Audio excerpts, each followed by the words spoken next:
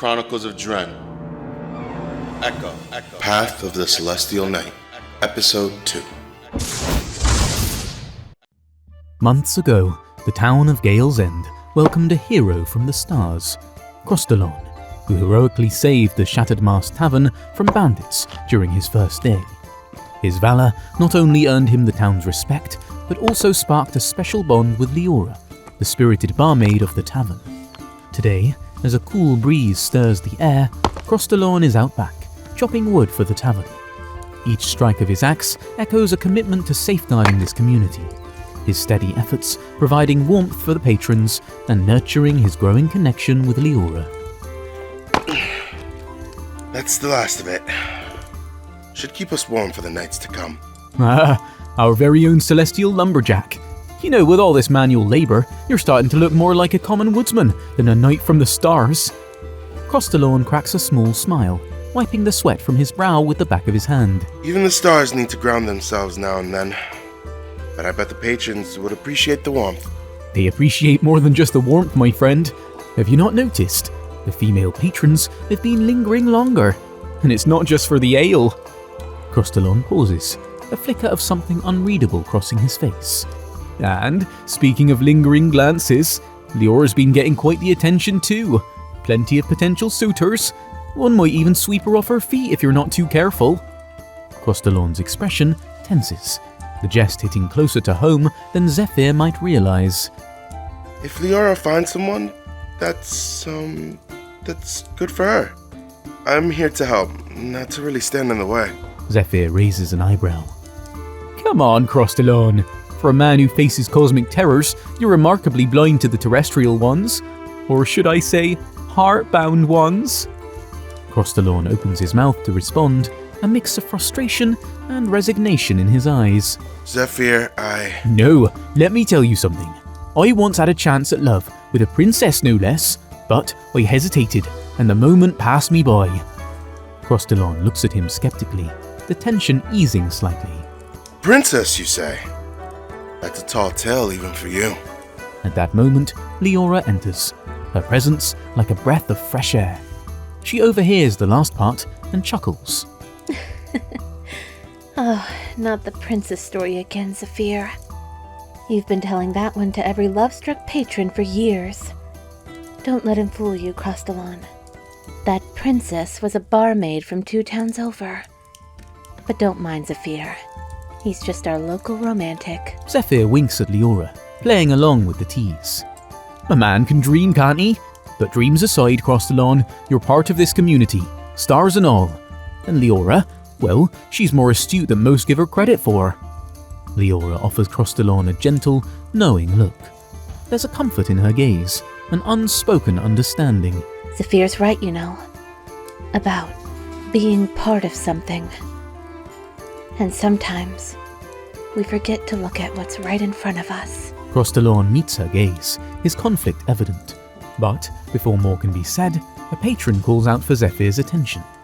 The moment passes, but the words linger, leaving Crostalon in silent contemplation. Crostalon is momentarily lost in thought when Zephyr leans in, a mischievous glint in his eye. Go on, Tiger, she won't bite. Well, not unless you ask nicely. With a sly grin, Zephyr delivers a light slap to Crostalon's backside and nudges him towards Leora. Crostalon, typically a figure of composure and strength, stumbles forward uncharacteristically, a blush creeping across his cheeks. Leora looks up, puzzled by his sudden awkwardness. Crostalon, are you alright? You're looking a bit flustered. She reaches out, touching his forehead, her concern genuine. Crostalon, towering and usually so articulate, finds himself at a rare loss for words. He stammers, trying to piece together a coherent sentence. No, I'm fine. It's just the heat. The weather here. Yeah. Leora, still holding her hand to his forehead, gives him a puzzled but gentle smile. If you say so. But you're as red as a Zephyrian sunset. Make sure you're drinking enough water. Before Crostalon can respond, the local patron bursts into the tavern, his eyes wide with urgency. Crostalon, we need you! Fate Eclipse members have been seen lurking around the edges of town, and that Dragonborn you clashed with, he's with them. Crostalon's demeanour instantly shifts from embarrassed and flustered to focused and determined.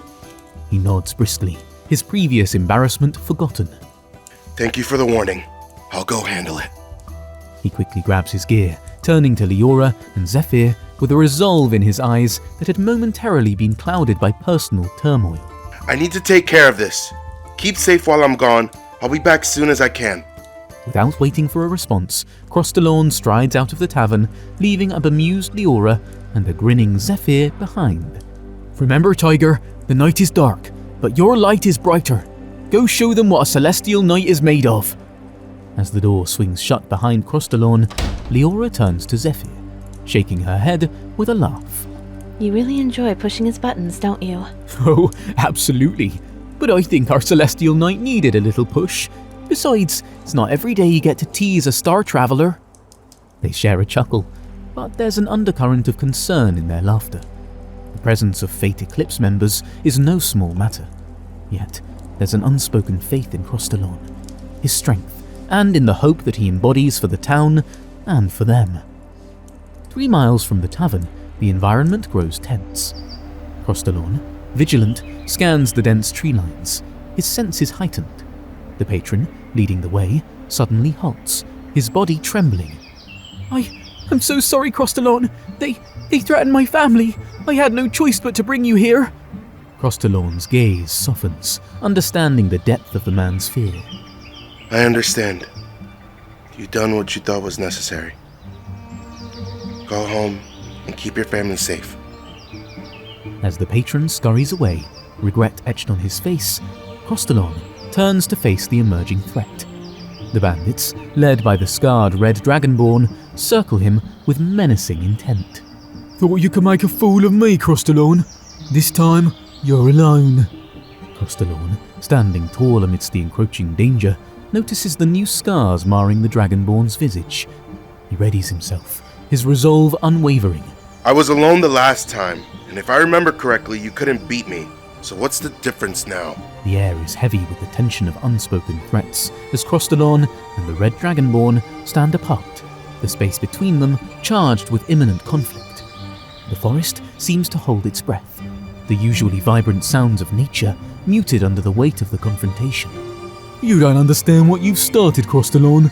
You're meddling in affairs far beyond your celestial mandate. Crostalon stands resolute, his gaze unwavering as he confronts the imposing figure before him. Despite the palpable danger, his voice is calm, imbued with an authoritative power that seems to echo with the star's whisper. I know exactly where I stand, and it's right here, defending these people and these lands from tyrants like you. No further words are exchanged as the Dragonborn, with a roar of frustration, signals his bandits to attack. The air fills with the sound of unsheathing weapons and malicious intent.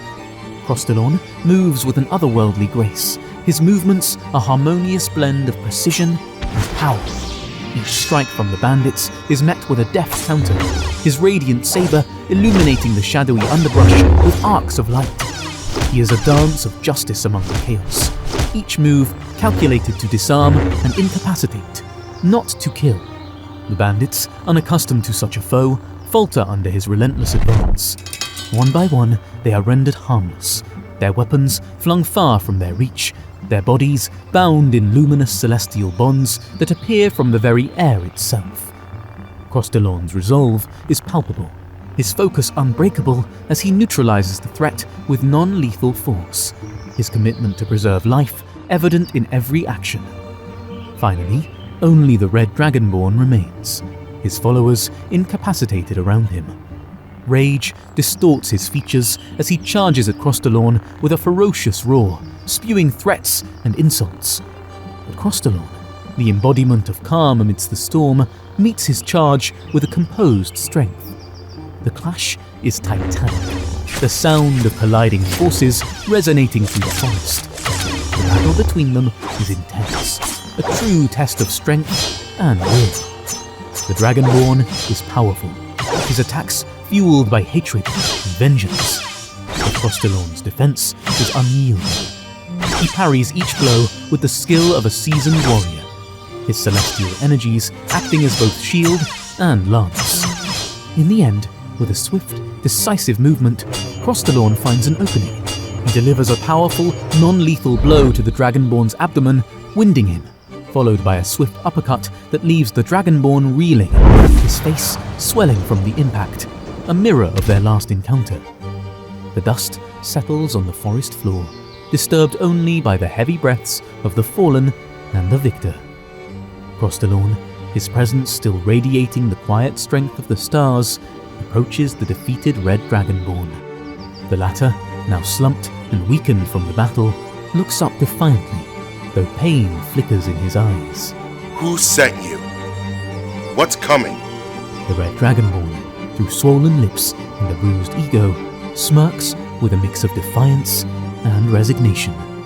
His voice is a hoarse whisper, carrying the weight of unspoken secrets and impending doom. You'll find out soon enough, Celestial Pawn. The wheels are in motion, and they will not be stopped. With those cryptic words, his strength gives out, and he falls unconscious, his head lolling to the side. Crostalorn's eyes narrow, the Dragonborn's words echoing in his mind like a foreboding omen.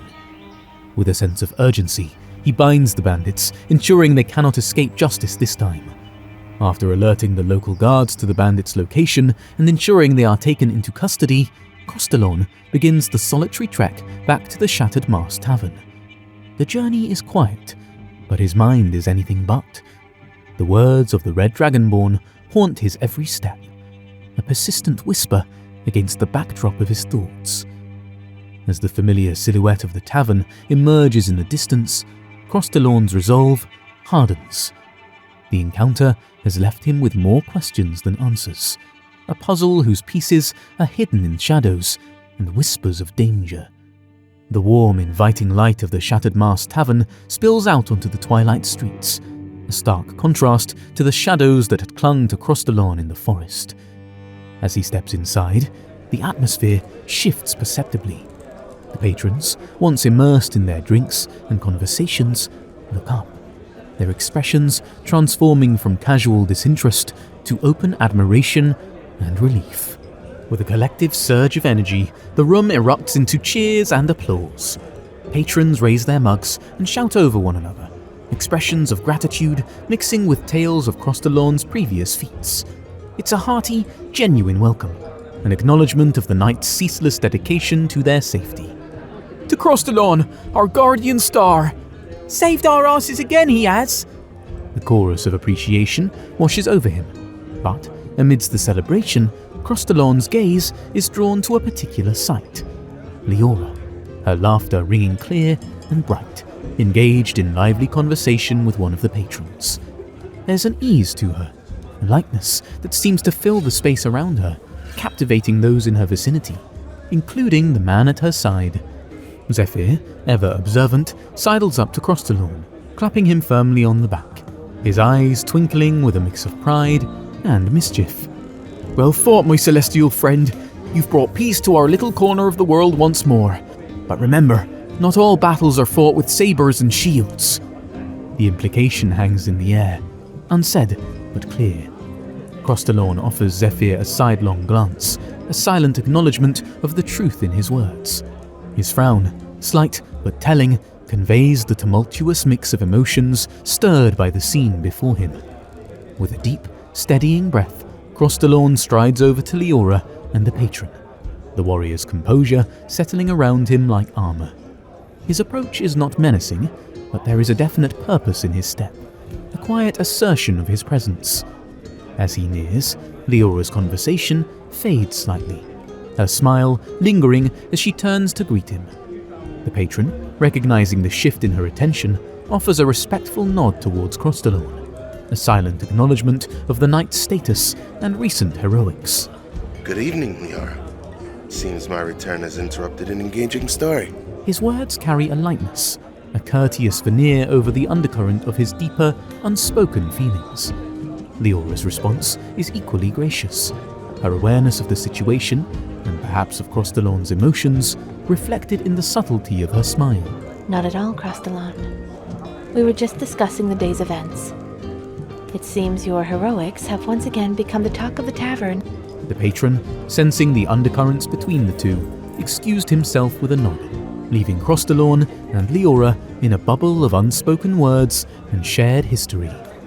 Zephyr watches from a distance, a knowing look on his face, as the tavern's lively atmosphere continues around them, a stark contrast to the quiet intensity between the knight and the barmaid.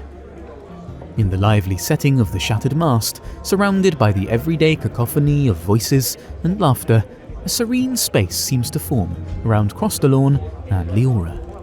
The chaos of the tavern fades into the background as they engage in a more personal, meaningful conversation. There's something troubling in those words of the Dragonborn. He hinted that there was a threat larger and more ominous than we've ever faced before. Leora's attentive gaze, filled with empathy and concern, locks onto his, grounding him more than any celestial force ever could. You're carrying the weight of the world, Crostalon. But remember, not every warning means disaster.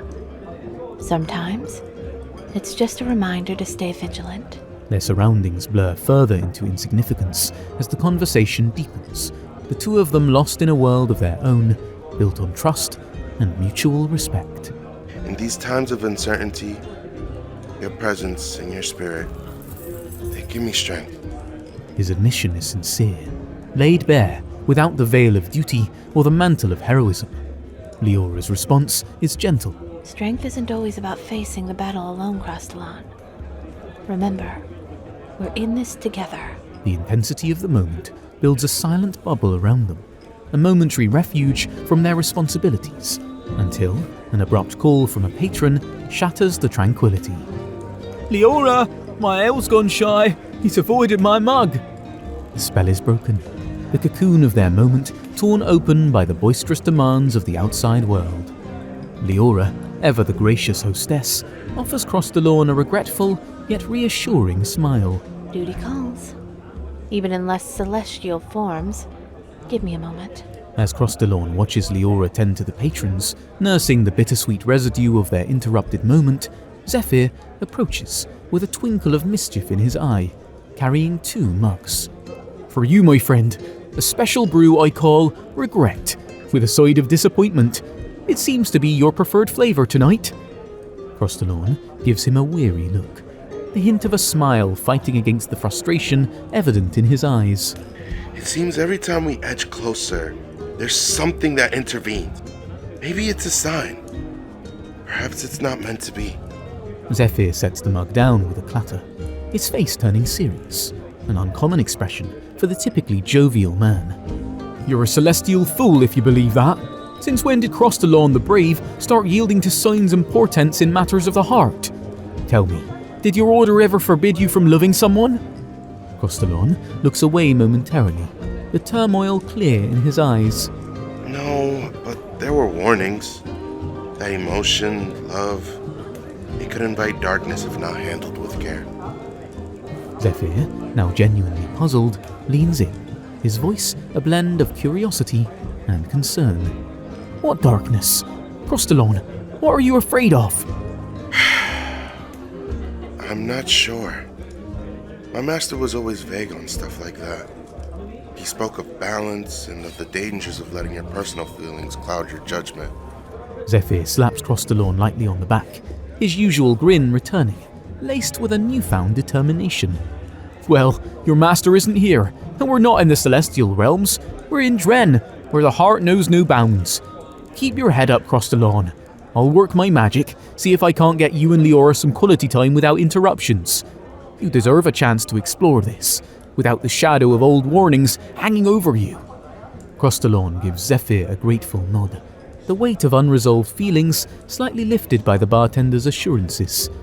There's a sense of camaraderie between them, a shared understanding that, despite the complexities of destiny and duty, the simple human connection holds its own power and place. Leora, after attending to her duties and ensuring every patron has been served, approaches Crostalon. Her demeanor carries a mix of purpose and subtle excitement, an intriguing blend that catches Crostalon off guard. Crostalon, are you ready? He looks up, a little puzzled, the remnants of previous conversations and unspoken feelings lingering between them. I'm sorry, ready for what? Zephyr mentioned we need to pick up some supplies from the port. He suggested you could help me. Said they might be too heavy for me alone. Crostalon's gaze shifts to Zephyr, who is discreetly observing their exchange. Catching Crostalon's eye, Zephyr offers a sly wink, a silent pact between them. Understanding dawns on Crostalon. This is Zephyr's doing, his way of granting them the time alone they've been inadvertently seeking. With a slight, appreciative smile, Crostalon nods towards Zephyr in silent thanks and turns back to Leora, ready to embrace this unexpected opportunity. Of course I'm ready. Let's see what needs to be carried. Together, they make their way out of the tavern, stepping into the bustling energy of the port. The air is filled with the sense of salt and fish, the sounds of seagulls and merchants. As they walk side by side, the tension that often accompanied their interactions begins to ebb away, replaced by a sense of camaraderie and shared purpose. Back at the shattered mast, a curious patron, having noticed the exchange, nudges Zephyr with a grin. So, how much gold you wagering this time, Zephyr? Think it'll go well for our star-crossed pair? Zephyr, with a theatrical sigh, places a hand on his heart, playing along with the tavern's betting game. 5 gold says it doesn't end in moonlight and roses. But, his voice lowers, his tone shifts to one of sincerity, though only the bar counter hears his true thoughts. in my heart, I'm hoping it turns out to be the best investment I've never made. He laughs, clinking coins against the counter, his gaze lingering on the door through which Crostalon and Leora have just exited. Despite the jest and laughter, there's a genuine hope in his eyes, a silent wish for their happiness. As Crostalon and Leora venture through the port, their conversation flows more freely than it ever has, laughter mingling with the sea breeze. It's a moment of simple, pure connection, untainted by the weight of duty or the shadows of uncertainty. For the first time in a long while, Crostalon feels the possibility of something beyond the constant struggle, a glimpse of normalcy, and perhaps something deeper. The walk to the port is initially marked by a peculiar, uncharacteristic silence between Crostalon and Leora. Side by side, they navigate the bustling streets, yet wrapped up in their own thoughts. They are islands of solitude in a sea of commotion. Both are acutely aware of the other's presence, the air charged with a mix of anticipation and nervousness, leading to unintended blushes that colour their cheeks, hidden only by the grace of discretion and the occasional turn of the head. The silence stretches, a tangible thing, until Leora, with a gentle clearing of her throat, ventures into the quietude between them. You didn't get hurt, did you? In the fight, I mean. Her voice is softer than intended, betraying a concern deeper than mere polite inquiry, her gaze fixed intently on the path ahead to avoid meeting his eyes. Crostalon, taken aback by the sudden break in silence and the concern in her voice, hurries to reassure her, though his own eyes betray a similar reluctance to meet hers directly. No, I wasn't hurt. These bandits were no match. There was no way I'd let them... A heartbeat, a breath, and then, almost inexplicably, they both begin to laugh, the sound mingling with the ambient noises of the port. Leora, with a playful roll of her eyes, finally faces him, her laughter ringing clear and true. Look at us, acting like two shy novices at their first dance. We're terrible at this, aren't we? Crostalon's laughter joins hers, the tension dissolving like mist under the sun. His eyes, bright with mirth, finally lock with hers. We might be, but, there's a first time for everything, including being bad at this. The shared amusement bridges the gap that awkwardness had built, and they find themselves stepping closer, drawn by the unspoken acknowledgement of their mutual affection. The laughter fades, but the smiles linger, softer now, tinged with a newfound warmth. Leora, I've always been better at actions than words. But I want you to know, these moments with you, they mean more to me than I can say. Leora's smile deepens, her eyes reflecting the sincerity and warmth emanating from Crostalorn. She steps a little closer, her voice barely above a whisper. And you should know, Crostalon, you're not the only one who finds solace in these moments.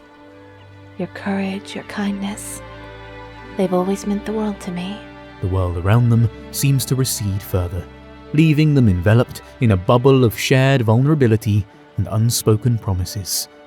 The bustling port, the distant call of the seagulls, even the gentle lapping of the waves, all fade into a backdrop for a moment that belongs solely to them. In this space, this brief escape from the demands of duty and the shadows of fate, Crostalorn and Leora share something profound and unspoken. A bond forged in laughter and silent understanding, a beacon of light in the complexities of their lives. As they regain their composure from the shared laughter, Leora, with a hint of mischief in her eyes, poses a question to Crostalorn, one that seems to dance on the edge of personal and playful. Have you ever been with someone, you know, in the way that books and songs describe? Crostalorn, caught slightly off guard by the directness of the question, hesitates for a moment before answering, his response tinged with a hint of awkwardness but underscored by honesty. The truth? The only significant relationship I had was with my master. And that was strictly about training and, well, you know. Leora's laughter peals out at his clarification, her tone teeming with delight and a touch of teasing. My stars, your face. I meant relationships, Crostalon, not that. Their laughter merges, a joyous sound that seems to momentarily push away the world's burdens. However, in the midst of their amusement, Leora's foot catches on an uneven cobblestone, sending her stumbling forward. Instinctively, Crostalorn reaches out, his arms encircling her waist, pulling her safely against him before she can hit the ground. The laughter dies down, replaced by a charged silence as they find themselves in an unexpected embrace. Leora, steadied in his arms, looks up, her eyes locking with Crostalorn's. Time seems to slow, their mutual laughter still lingering in the air, now overshadowed by a more profound, unspoken connection.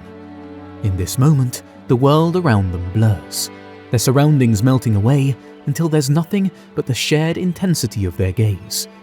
Crostalorn, the protector, the guardian, holds her a moment longer than necessary, a silent acknowledgement of the uncharted territory they are both navigating. Their faces inch closer, the space between them charged with a myriad of unsaid words and burgeoning feelings, their breaths mingling in the short distance that remains.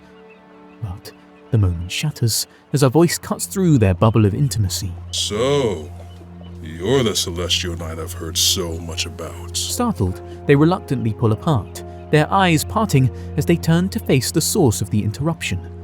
The intensity of their near moment still lingers, like the echo of a song long ended, as they ready themselves to confront the new presence, a reminder that their roles in this world extend far beyond the burgeoning whispers of potential romance. The sudden intrusion into their private moment comes in the form of a towering half-orc, blindfolded yet commanding, surrounded by a group of individuals who clearly defer to his authority. The air around them shifts, filling with a tension distinct from the one that had just enveloped Crostalorn and Leora. The half-orc, with a nonchalant authority, asks for a smoke. One of the bandits, with haste born of fear and respect, hands him what appears to be the Dren version of a cigar. With a snap of his fingers, producing a small flare of light, the half-orc lights it, the ember casting flickering shadows across his defined features. Sorry for ruining what looked like a tender moment, but I've got some things to discuss with you, Celestial Knight. Seems like you've been meddling in my affairs. Crostalorn instinctively moves, placing himself between Leora and the looming threat, his posture protective, his voice firm. If by affairs you mean the bandits, then they are now where they belong, under the god's custody. The half-orc laughs, a sound devoid of real amusement, as he takes a drag from his cigar. Those fools? They're expendable. No, it's your continuous interference I'm concerned about. but I must admit, not everyone can handle 10 of my men single-handedly. Crostalorn's response is icy, his patience thinning, not willing to entertain this interruption any further. Perhaps you need better fighters then. The remark elicits another chuckle from the half-orc, who, despite the ominous tone, seems to possess a certain respect, or perhaps curiosity, for Crostalorn's strength. And who's the cute one you're shielding? She's someone special? Crostalorn's protectiveness intensifies, his reply sharp, leaving no room for further questioning. She has nothing to do with this. You need not to know her. The half-orc smirks, a teasing edge to his voice, seemingly enjoying the exchange. Wow! Didn't even ask how I could see her with a blindfold on. Didn't even wonder if I was really blind. Crostalorn meets the comment with a steady gaze, his voice even. I know you're not really blind. Your type rarely is. This acknowledgement seems to further impress the half-orc, his smirk widening as he assesses Crostalorn with a newfound interest. Interesting. You're not just strong, you're perceptive. Makes this all the more disappointing.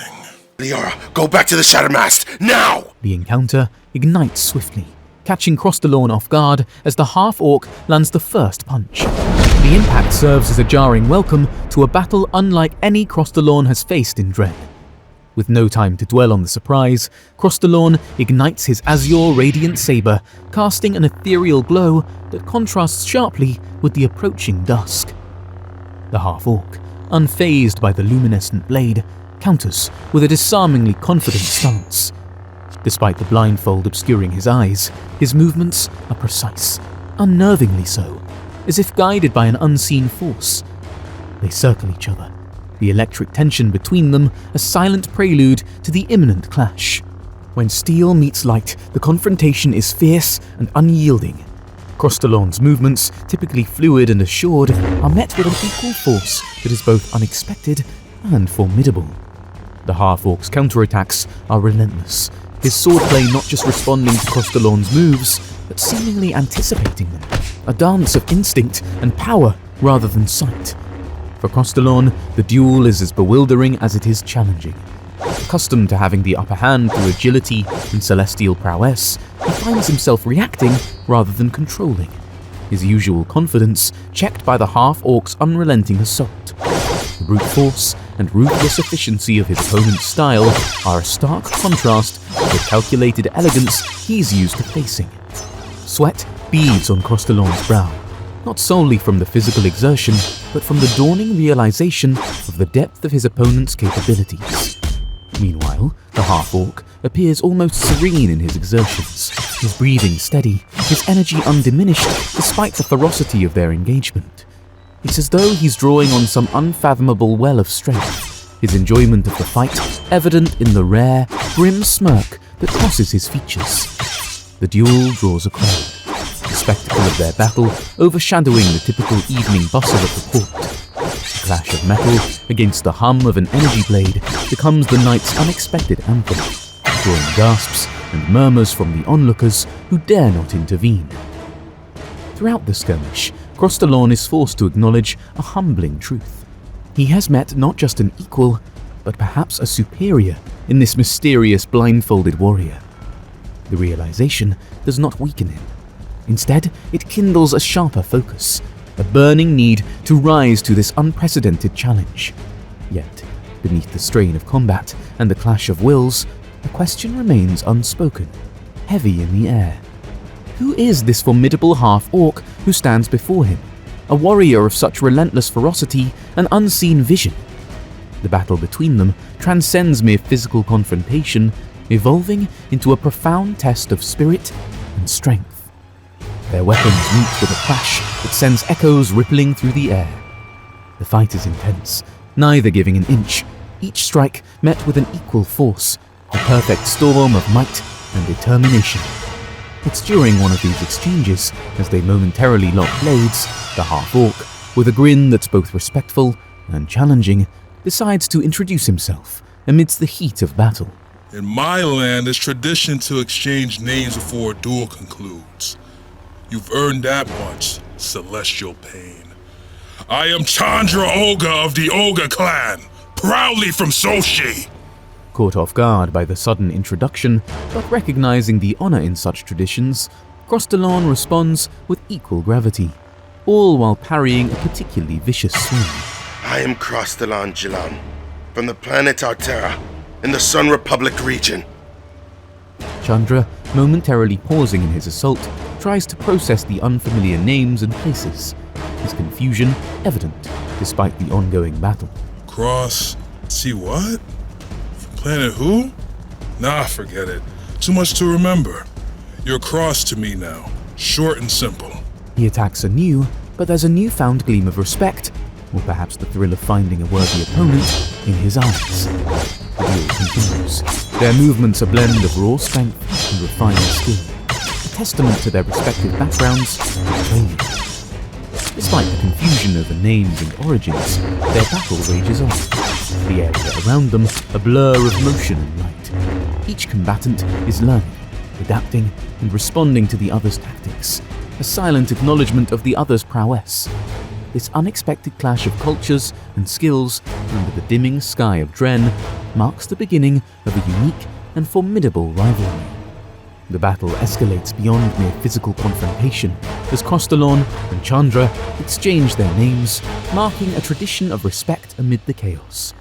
But respect has its limits, and the conflict intensifies brutally. With a powerful strike, Chandra sends Crostalon crashing into a nearby building, the impact resonating through the evening air. Crostalon! Stop this madness, Chandra! Enough! Leora's scream slices through the turmoil, her voice a beacon of concern and fear for Crostalon. Yet, as she calls out to Chandra to cease the violence, the half-orc's response is harsh, dismissive of her plea, a stark reminder of the merciless world of conflict they are embroiled in. Shut the hell up, girl. This is a war between men. Go hide somewhere else. I will not be silent in the face of cruelty. Her defiance sparks a rage in Chandra, who, in a swift and menacing move, charges toward her with his short sword raised, intent on silencing her bravery with violence. The scene freezes for a fraction of a second, the outcome hanging in the balance, but the escalation is halted abruptly. As Chandra lunges, he is mysteriously halted mid-air, his advance towards Leora stopped as if by an invisible force. In this moment of suspension, Crostalon, driven by a surge of protective fury and determination, intervenes. With a powerful thrust, he impales Chandra with his radiant saber, the intensity of the weapon amplified by the stakes at hand. But the victory is short-lived. So she is your driving force, eh? Chandra's laughter, unsettling and unyielding, cuts through the tension as his body ignites, ensnaring Crostalon in the unexpected inferno. Emerging from the flames like a phoenix, Chandra reveals his true nature. The dance of fire that encircles him is not just an act of defense, but a declaration of his heritage. You see, Cross, I'm from Soshi. We're shifters, masters of the elements. In my clan, we specialize in fire, elemental arts, ignition cannon! The attack is relentless, engulfing Crostalon in a maelstrom of flames, bringing him to his knees, with a sheer force and intensity. The port, once a place of bustling activity, has become a battlefield, marked by elemental fury and heroic determination. Amidst the chaos, Leora rushes to Crostalon's side, disregarding her own safety. The flames sear her skin, but her focus remains unwavering, her concern for Crostalon overriding her pain. She kneels beside him. Crostalon, are you okay? Speak to me. Chandra, after unleashing his fiery assault on Crostalon, turns his attention back to Leora. She attempts to resist, but Chandra, with overwhelming force, grabs her and throws her towards his bandit crew. Tie her up! The bandits quickly comply, restraining a struggling Leora. Chandra, with a look of disdain, turns back to Crostalon, who is still reeling from the attack. He tosses a crumpled map at Crostalon's feet. I expected more from you, Celestial. If you want her back, come to our hideout. Alone and prepared. Show me the fight you're truly capable of. He stares down at Crostalon, who has a mix of challenge and anticipation in his eyes before turning away. Crostalon! Let go! I need to check on him, he's hurt! The bandits, with Leora in tow, disappear into the shadows of the evening, leaving behind a tense and fearful atmosphere. The crowd, previously hesitant, now moves closer to assess Crostalon's condition, murmuring and whispering among themselves. Inside the shattered mast, the atmosphere is lively. Patrons laugh and share stories, the warmth of the tavern a stark contrast to the cold night outside. Zephyr, tending the bar, shares a light moment with the patrons, though his eyes occasionally flick towards the door, a hint of concern beneath his jovial facade. Looks like I might have lost a bet, friend. Seems our celestial fool has finally found his footing. Just as the laughter starts to swell again, the door swings open with a heavy thud. Crostalon stumbles in, his appearance a grim testament to the battle's ferocity. His clothes are singed, armor marred with burn marks, and his face etched with pain and exhaustion. The tavern falls silent, the mirth replaced by shock and concern as they witness the state of their once unyielding protector. Crostalon! Without hesitation, Zephyr rushes from behind the bar towards Crostalon. The other patrons, now fully aware of the gravity of the situation, stand up, some moving closer to offer aid. Before Zephyr can reach him, Crostalon collapses onto the floor, his strength finally failing him. His fall sends a hush through the crowd, the reality of their situation settling in like a cold fog. Hours have passed since Crostalon's abrupt return to the shattered mast. In a private room, Zephyr sits beside the injured knight, the concern etched deep on his face. Crostalon, think this through. Heading to that hideout alone, it's a trap. It has to be. Chandra, he's not like the others you faced. I don't have a choice, Zephyr. They have Leora. I have to go. I failed her, and I failed you.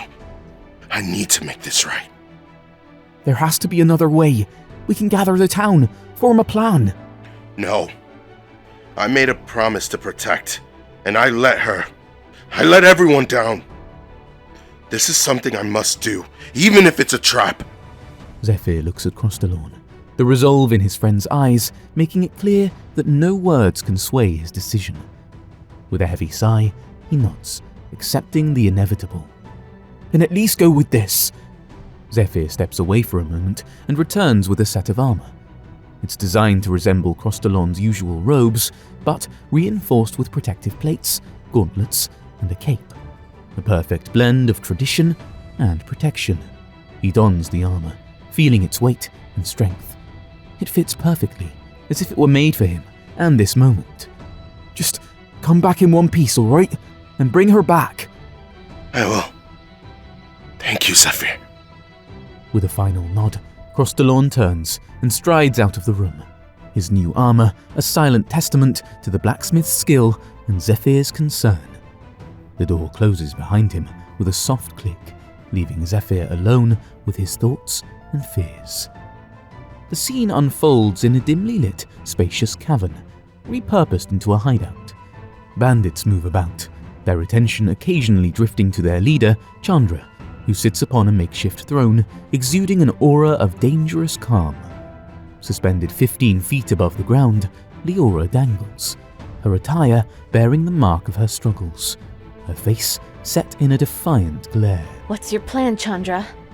Using me as bait won't bring you to the victory you hope for. Worry less about my plans and more about what will happen if he doesn't show up. A murmuring among the bandits. One, bolder than the rest, speaks up, his intentions dark and clear. But before the sentence is fully out of his mouth, Chandra rises and, with a swift, terrifying motion, snaps the bandit's neck. The message is clear. Leora is off limits. The tension is palpable as silence falls over the bandits, their respect mixed with fear. Then, a sound breaks the silence, the unmistakable echo of footsteps approaching. Chandra's face breaks into a sinister grin as he sees Crostalon entering the threshold of the hideout. Perfect, you're here, Cross! Everyone else, get out! Leave us! The bandits, confused yet unwilling to question their leader's command, quickly disperse, leaving only Chandra, Leora, and Crostalon in the vast chamber.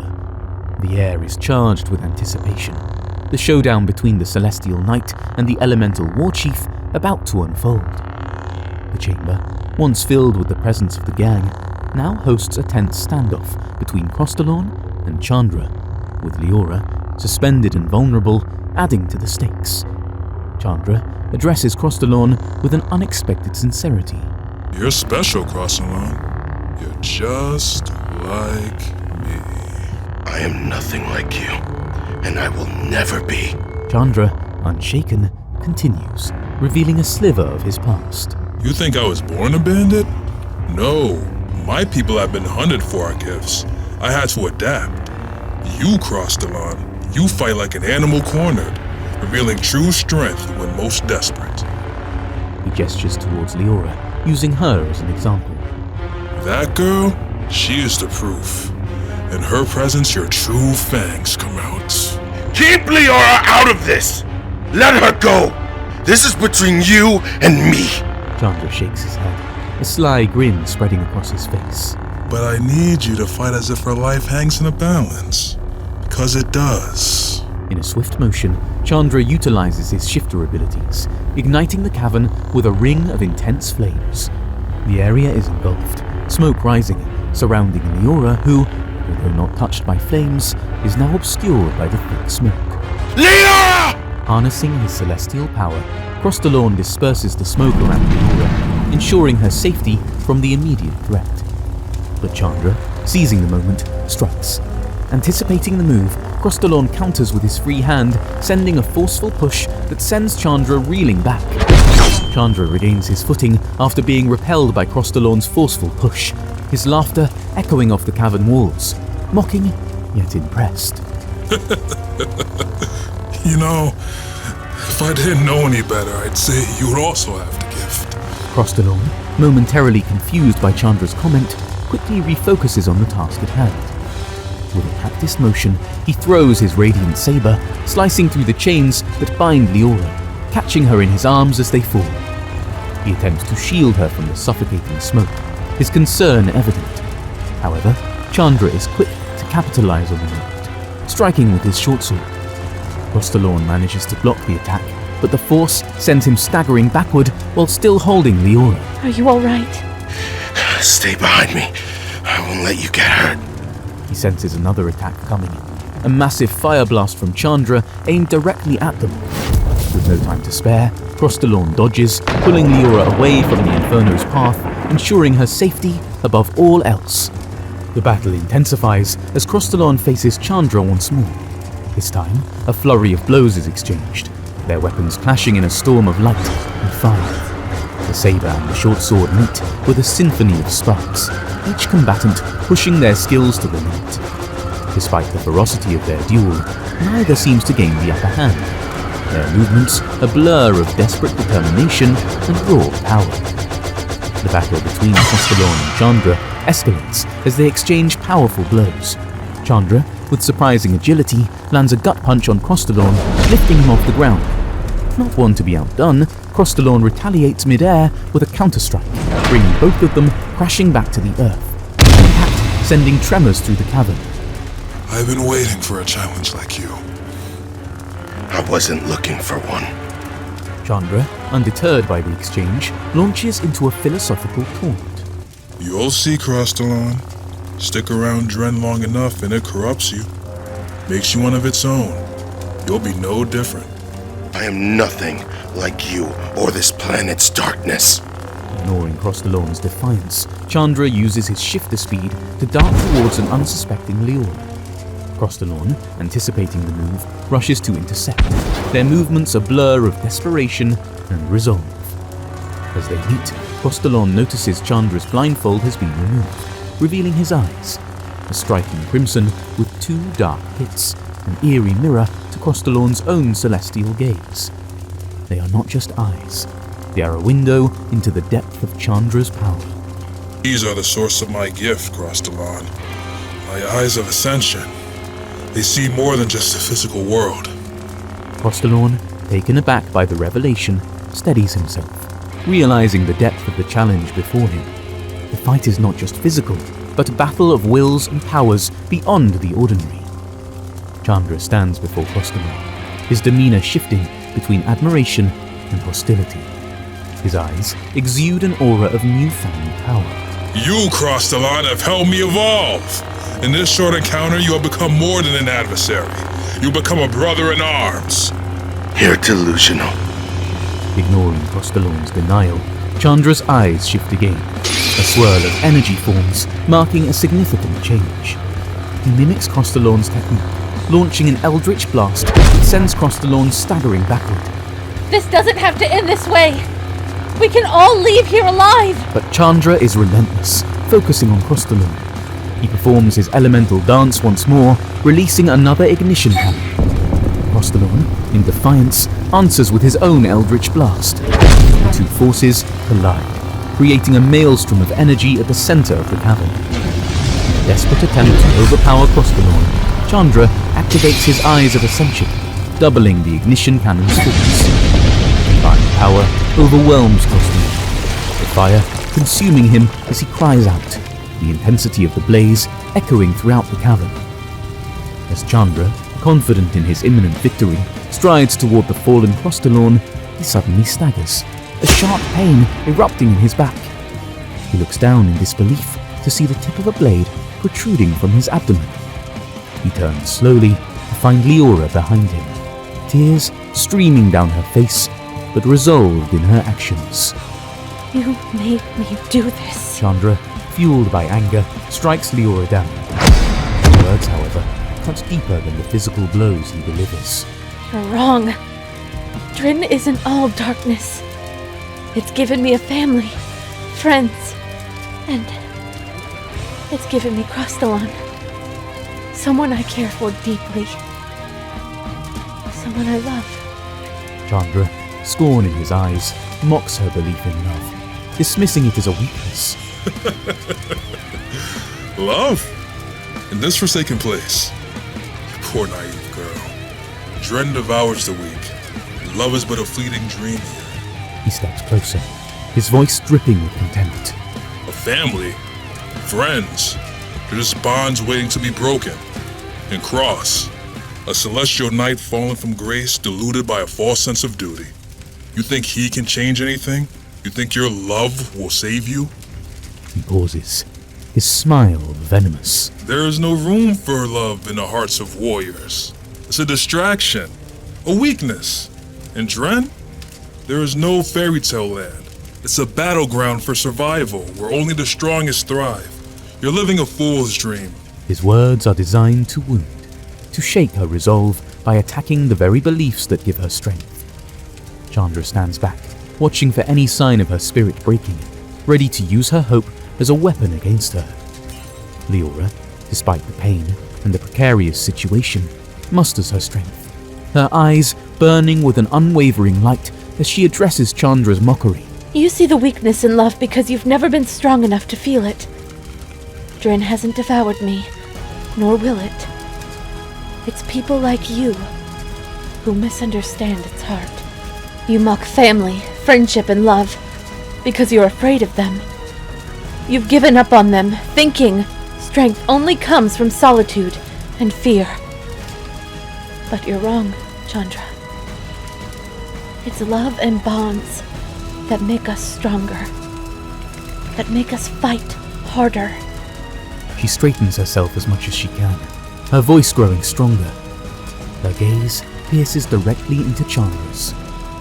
You say Dren is a battleground for survival? Maybe it is.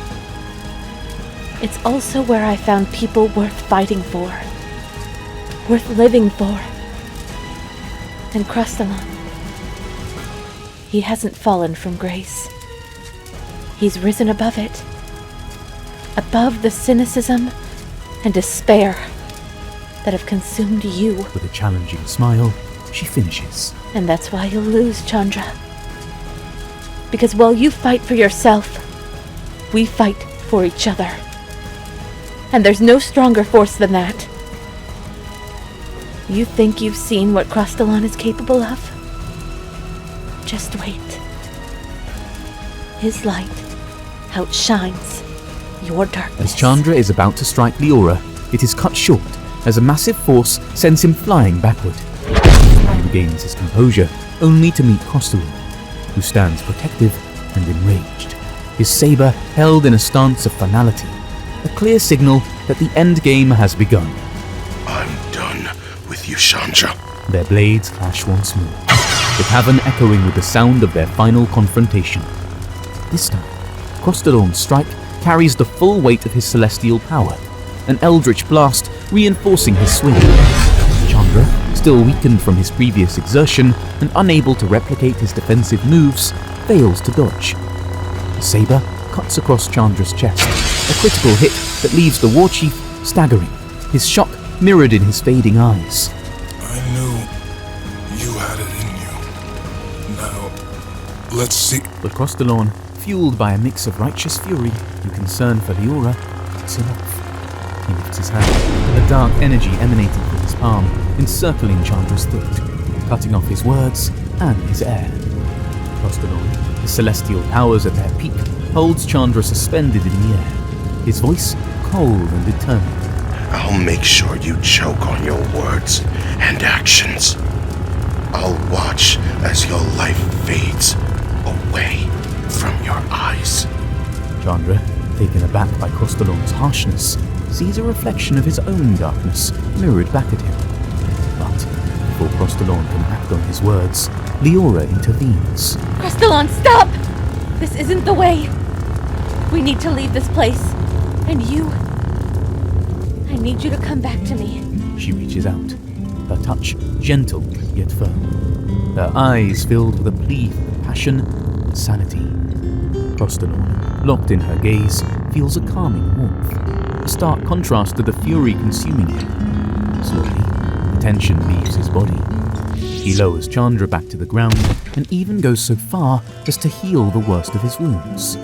What the hell are you doing? I'm not like you, Chandra. And I never will be. Leave. But remember the mercy you were shown today. Chandra, with a snarl, rejects the offered mercy. I'd rather burn than walk the same path as you. Crostalon, with a heavy heart, turns away, leading Leora out of the fiery chaos. As they approach the exit, they encounter the remaining bandits. The tension rises for a moment, but then, acknowledging their defeated leader and the strength of the man who bested him, they part ways, allowing Crostalon and Leora to pass, a silent gesture of respect. The shattered mast is a scene of warm light and relief as Crostalon and Leora return, their figures a testament to survival and strength. Zephyr, his anxiety dissipating at the sight of them, wraps them both in an embrace, his laughter mixed with unshed tears. Leora, you have to stop doing this to me. One of these days, my heart's going to give out. Well, I can't make any promises, Zephyr. But I'll try to keep the drama to a minimum. The two share a heartfelt hug, a symbol of their enduring friendship and shared trials. But then, Leora's gaze shifts to Crostalon, who sits quietly, lost in thought over the day's events and the words that resonate in his mind. Leora's confession of love. She approaches him gently, gratitude shining in her eyes. Crostalon, I thank you for everything. Crostalon looks up. His emotions are whirlwind. He begins to speak, his voice shaky with the weight of his feelings. Leora, in your eyes, I find, and your kindness, it's what I mean to say is. But before he can fumble further, Leora, understanding the depth of his turmoil, steps closer and cuts through his uncertainty with a kiss. Time seems to stand still for Crostalon, the world narrowing down to the warmth of her lips, the certainty in her touch. As she pulls back, her eyes lock with his, conveying a universe of emotions in a single glance. I love you, Crostalon. The words hang in the air, simple yet profound. They embrace again, This time, a union of mutual understanding and shared affection. Their bond sealed by the trials they've overcome and the future they now face together. Zephyr, witnessing the confession and embrace between Crostalon and Leora, can't contain his relief and joy. Fucking finally! Tavern, already a witness to countless tales, echoes with his outburst, adding a light-hearted note to the profound moment. The patrons, caught between surprise and amusement, share in the celebration of the moment. One patron in particular rouses from his drunken stupor, a crooked smile spreading across his face as he remembers the wager made earlier. Zephyr, you owe me gold. Pay up, my friend. Zephyr, caught between annoyance and amusement, shakes his head but laughs, acknowledging the lost bet with good humour. All right, you win this time, but this was worth every piece. He tosses the gold to the patron, who catches it with surprising dexterity, given his state. Around them, the atmosphere of the shattered mast warms with laughter, conversation, and the shared joy of a community that has seen its own through darkness and into light. The scene fades with the sound of laughter, the clicking of coins, and the soft murmur of a reunited crowd, underscoring a sense of normalcy and peace returning to the heart of the shattered mast. After 6 months have passed, and now the scene unfolds on a sunlit day by the port, the gentle sound of waves complementing the joyful atmosphere. The townsfolk, all present in their finest attire, gather around, their faces alight with happiness for the couple of the hour, Crostalon and Leora.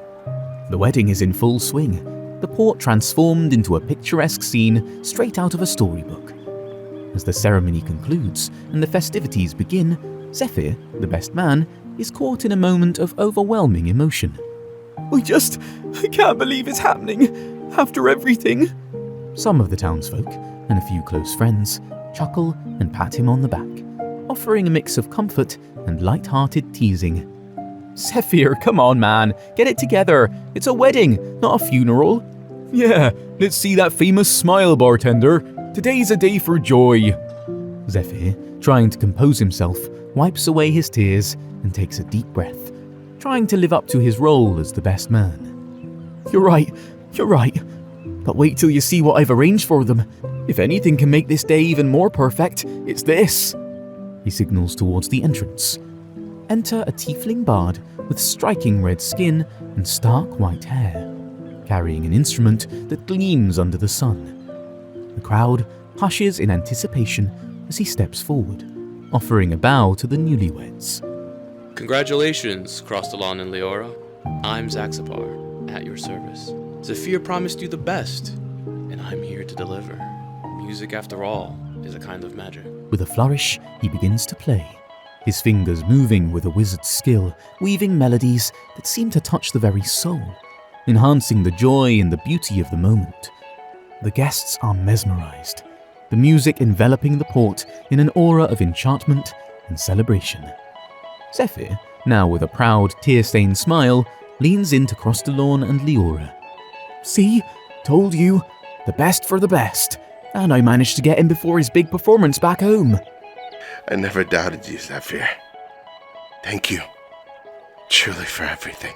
The area is adorned with flowers and ribbons, the rustic charm of the port transformed into a scene from a fairy tale.